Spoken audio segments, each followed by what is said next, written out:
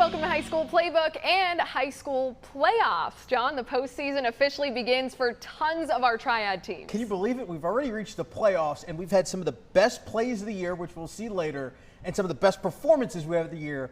And it fits, right? Playoff time, we should have that. Yeah, only the strong will survive, and we have two really strong teams in our game of the week.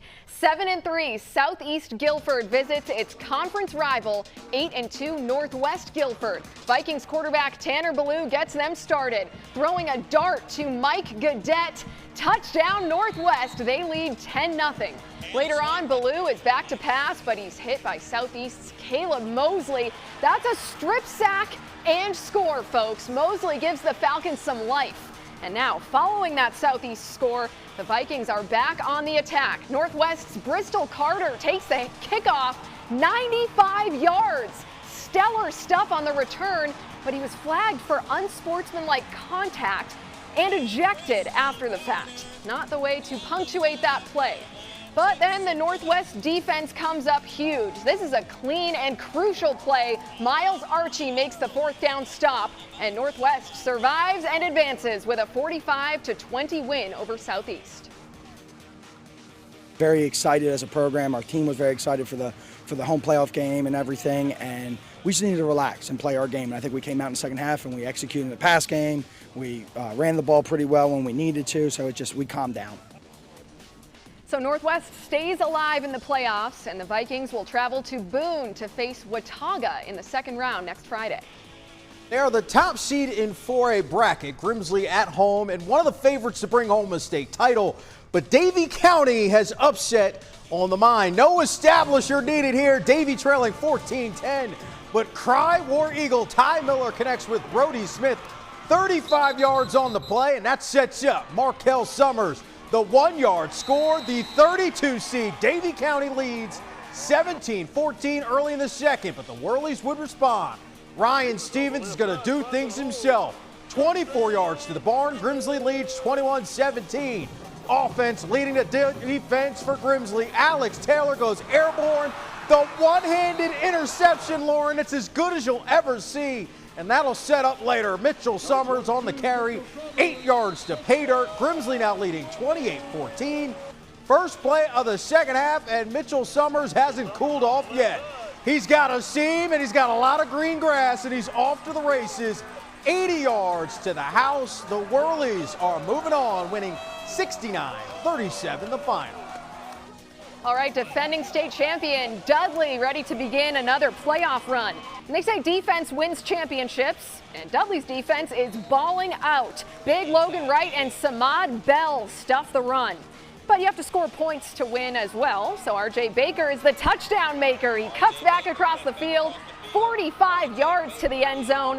Panthers lead 8-0 on that. Dudley is showcasing the passing attack as well. Quarterback Andrew Atmore connects with Nasir Newkirk. They have been lethal all season long. Here's that pass, 11 yards to the house, and Dudley leads 16-0. Panthers cruise 43-5 is the final.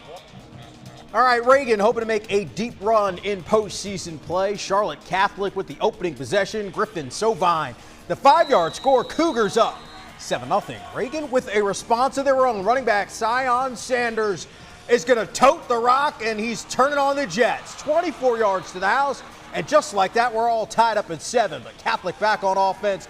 Sean Boyle fakes out our photographer. He's going to connect with Jack Larson, who goes one-handed himself. Charlotte Catholic back on top, 14-7. Move to the third quarter. Reagan trailing 28-7, needing points, and they'll get it. Jalen Moore, 19 yards to the house. It's 28-14, but Catholic just too much for Reagan. However, they move on, 48-22, the final.